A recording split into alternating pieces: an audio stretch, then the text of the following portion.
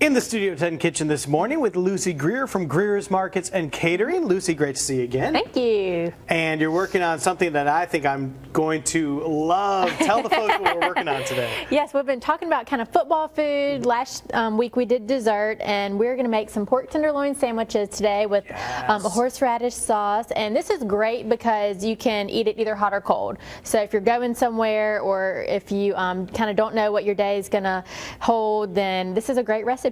And they're little slider kind of sandwiches too. Yeah, I just, you can of course use, a big bun or French bread or roll. I just picked up these yummy looking rolls from our Dolphin Street Bakery actually. They do an awesome job over there. And I thought those looked really good and would be really good for pork tenderloin. Yeah, no doubt about it. So what you doing now? So I am going to start on our marinade. I have 5 garlic cloves that I just took the skins off of, and I'm using a microplane to grate the garlic in here, and I'm just using a Ziploc bag. That's just kind of how I like to marinate stuff, but you can also, use any kind of container that you'd like.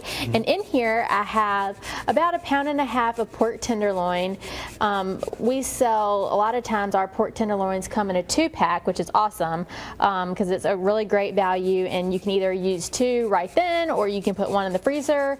So I just have the pork tenderloin in here. So we have the 5 cloves of garlic, and I'm also going to do the zest and juice of 2 lemons, and I'm also going to add in a few other things. And the great thing about this marinade, and then you can see it just collects on the back of your microplane, and some of it already fell in there, and you just scrape the rest of it in there.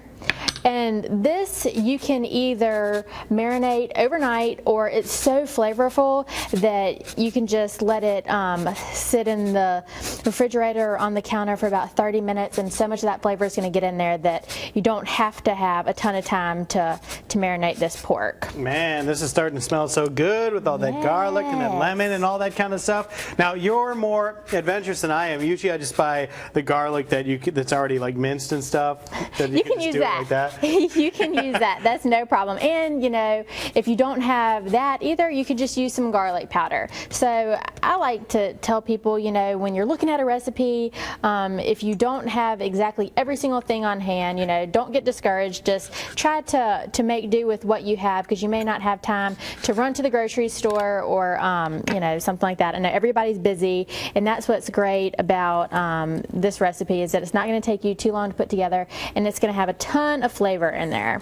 All right, well, we'll let Lucy tell you how to continue to work on this recipe when we come back. In the meantime, you can catch it all on fox10tv.com. We will post a link on our website, and be sure, of course, to look on there for all the information about Greer's Markets and Catering. We'll check back in with you in just a little bit, and I do want one of these sandwiches this morning. Can I have one? Yes, we'll make them. Yes. Lunch for me. All right, we'll be back in a